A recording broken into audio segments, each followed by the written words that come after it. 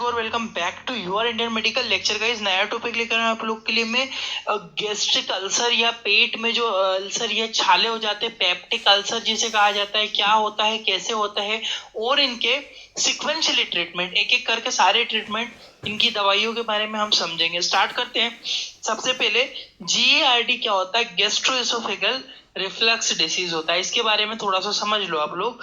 देखो, it is a digestive disorder which is affect lower oesophageal part. देखो, नीचे क्या होता है, एसिड पेट में बहुत ज्यादा बन जाता है, उसकी वजह से क्या होता है, रिफ्लक्शन होने लगता है एसिड का। और अगर ज्यादा एसिड बनेगा तो वो एसिड क्या करेगा, हमारी जो लाइनिंग इसोफेगस की है वहां पे छाले करने लगेगा, यानी कि अल्सर बनाने लगेगा। स्टमक में अल्सर आपके बनने लग जाएंगे, इसे पेप्टिक अल्सर हम लोग कहते हैं। ठीक है, तो जीआईडी गैस्ट्रोएसोफेगल रिफ्लक्स डिसीज होती है। In this disease acid reflux upper side of oesophagus. देखो, ये रही एसिड, ये एसिड क्या करेगा, यहाँ ऊपर रिफ्लक्स होने लगता है। जब ये ऊपर रिफ्लक्स मतलब ऊपर उछलने लगेगा, उसकी वजह से इसोफेगल की लाइनिंग धीरे धीरे डैमेज होना चालू हो जाएगी। In this disease start damage lining of esophagus which is called peptic ulcer।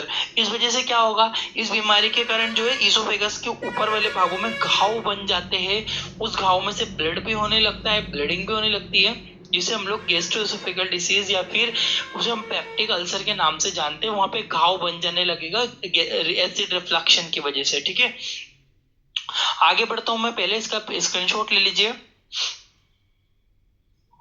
Next आता है आपका सिम्टम्स। आपको क्या क्या देखने को मिलेंगे? हार्ट बर्न, आपको छाती में जलन होगी, पेट में भी आपको जलन होगी, और ये खाने का रास्ता है, यहाँ पूरी जगह आपको जलन महसूस होगी। इनडाइजेशन, आपका खाना नहीं पच पाएगा इससे। स्टमक पेन, आपके पेट में आपको दर्द लगेगा।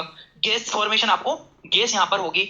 और ब्लीडिंग, यहाँ पर सिंपली आपको ब्लीडिंग भी देखने को मिल सकती है, क्योंकि वो ब्लड निकालने लगेगा फिर। ठीक है, जो घाव बनने लगे उसमें से सीवियर होने पर ब्लड निकलने लगेगा। आगे बढ़ता हूँ मैं, लक्षण यानी कि सिम्टम्स का स्क्रीनशॉट लो एक बार। आते हैं हम लोग मेडिकेशंस के ऊपर। सबसे पहले जो इसकी जो सिम्टम्स आपने डिस्कस किए, अब हम लोग इसके मेडिकेशंस के बारे में समझेंगे।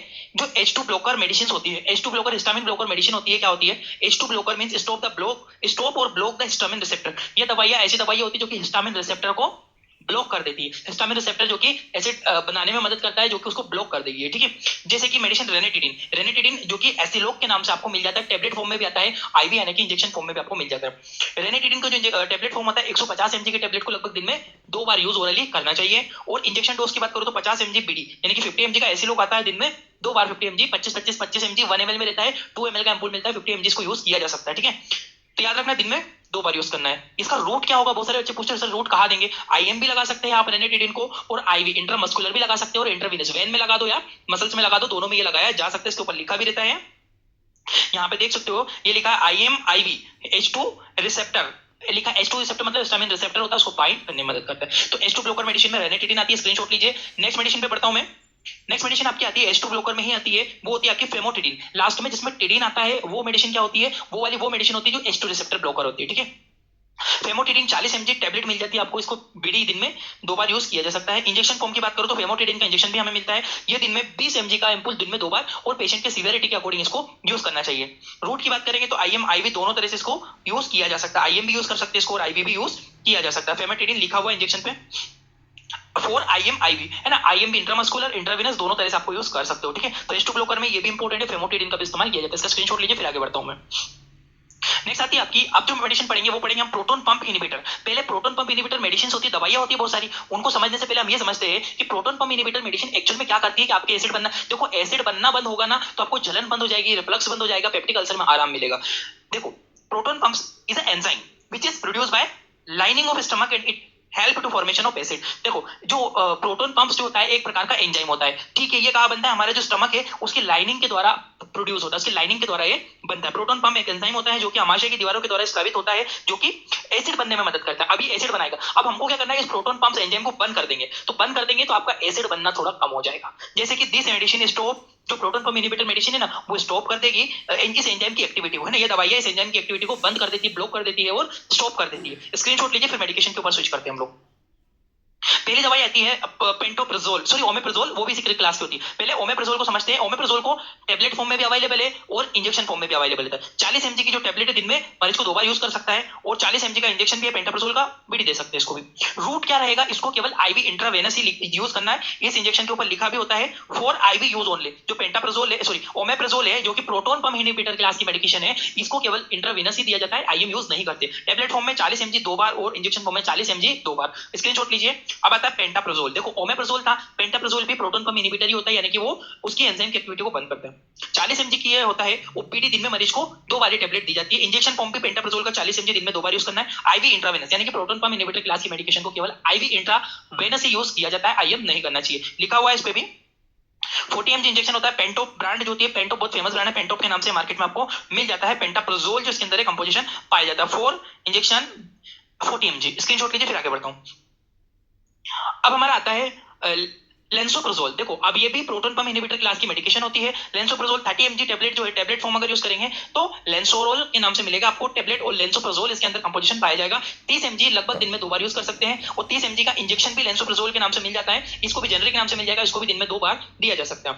इंट्रावेनस रूट इसका आईवी ही रहेगा, ओनली आईवी ही इसका इस्तेमाल करना चाहिए। आप इसका स्क्रीनशॉट लीजिए, फिर आगे बढ़ता हूं मैं। नेक्स्ट आता है आपका एंटासिड। अब हमको एंटासिड मतलब अब जो एसिड बन चुका है उसका क्या करोगे, तो आपको एसिड को ब्लॉक करना पड़ेगा, एसिड को बंद करना पड़ेगा, न्यूट्रलाइज करना पड़ेगा। तो उसके न्यूट्रलाइजेशन के लिए antacid neutralize the acid in stomach. हमारे पेट में जो स्टमक के अंदर जो क्या बनता है एसिड, उसको न्यूट्रलाइज करने का काम करते हैं एंटासिड्स। क्या होते हैं, अमोनियम हाइड्रोक्साइड और मैग्नीशियम हाइड्रोक्साइड का कॉम्बिनेशन एक सिरप मिलता है आपको, ये मिलता है आपको पेंगोन फाइन के नाम से। इसमें लिखा हुआ है देखो, एल्यूमिनियम हाइड्रोक्साइड और मैग्नीशियम हाइड्रोक्साइड सस्पेंशन। इसका ये क्या है, ये एसिड को न्यूट्रलाइजेशन का काम करते हैं। देना कितना है, 5 ml बीडी दिन में 2 बार इसको दिया जा सकता है। काफी इफेक्टिव है, अच्छा है, सेफ है, ज्यादा साइड इफेक्ट नहीं है इसके, बहुत ज्यादा यूज किया जाता है। एंटासिड कैटेगरी का बिलोंग करता है। स्क्रीनशॉट लीजिए, फिर आगे बढ़ता हूं। नेक्स्ट एंटासिड में एक एंटासिड डिस्कस किया, अब दूसरा एंटासिड आता है आपका एंटासिड। ये तो बहुत ज्यादा यूज होता है, ये भी एसिड को न्यूट्रलाइज करता है।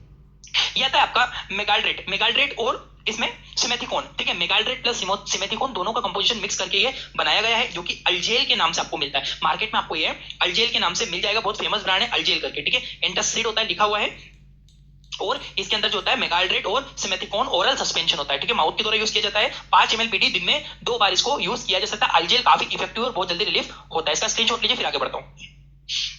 नेक्स्ट आता है आपका अल्सर प्रोटेक्ट। अब अल्सर जो बने हैं उनको प्रोटेक्ट करना है। क्यों करना है, क्योंकि अल्सर है, घाव है, और घाव में और एसिड डालोगे तो और घाव बनेगा, तो उसके ऊपर एक दीवार, एक परत बनानी है हमें। ठीक है, वो एक मेडिकेशन करती है, it produce a protection layer outside of ulcer. ये छालों के चारों तरफ एक सुरक्षात्मक लेयर बना देती है, और ये प्रमोट द टिश्यू ग्रोथ। अब जो टिश्यू है ना, उनकी ग्रोथ करवाएगी, जो डैमेज हुए ना उनको जल्दी ग्रोथ करके भरेगी, घाव को भरने में मदद करेगी। ये होता है आपका सुक्राल फेट। कंपोजिशन होता है सुक्राल फेट, और सुक्राल के नाम से आपको बाजार में मिल जाएगी। काफी फेमस ब्रांड है सुक्राल, सुक्राल के नाम से ही इस्तेमाल की जाती है, सुक्राल के नाम से मिलेगी। इसका भी इस्तेमाल as it is 5 ml PD दिन में मरीज को 2 बार ये इस्तेमाल किया जा सकता है। स्क्रीनशॉट लीजिए, फिर आगे बढ़ता हूं।